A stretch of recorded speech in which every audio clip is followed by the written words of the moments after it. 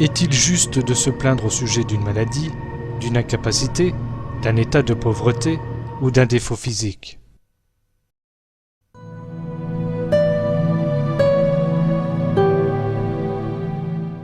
Les faiblesses telles que la maladie, un handicap ou encore un état d'indigence sont des facteurs inhérents à la nature humaine, volontairement créés par Allah, pour nous faire prendre conscience du caractère éphémère de la vie ici-bas, ce qui a inévitablement pour effet de nous encourager à œuvrer pour accéder au paradis. Ces faiblesses sont en fait des bénédictions qu'Allah accorde à ses serviteurs.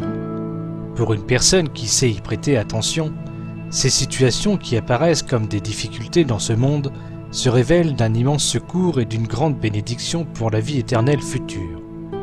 Allah a promis la vie éternelle à ses serviteurs qu'ils, malgré le fait d'être confrontés aux manques et aux difficultés de la vie ici-bas, s'en remettent naturellement à Allah et restent fermes dans leur volonté de plaire à Allah. Qui plus est, Allah libérera ces personnes de toutes ces imperfections spirituelles et physiques au paradis et les créera sous la plus belle forme et pour l'éternité.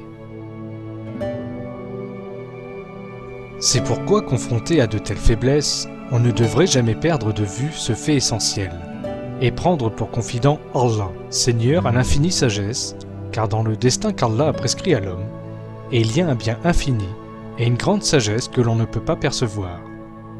Être insatisfait de sa condition, se plaindre de son indigence, de son physique ingrat, ou encore de la maladie dont on souffre, n'est pas compatible avec la morale du Coran. Face à la maladie, l'homme devra recourir à toutes les techniques des médecines modernes et faire tout ce qui est en son pouvoir pour surmonter ces difficultés.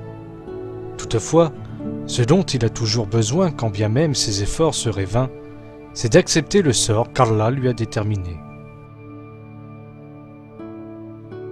Il est important de préciser qu'une personne qui passe ses journées à se plaindre et qui n'est jamais satisfaite de sa situation est en réalité une personne qui rejette toutes les bénédictions qu'Allah lui a toujours accordées. C'est sans aucun doute de l'ingratitude envers Allah. En effet, il crée tout incident afin d'éprouver l'homme et par là même lui offrir la vie éternelle. Le comportement idéal que les croyants devraient avoir est ainsi décrit dans le Coran.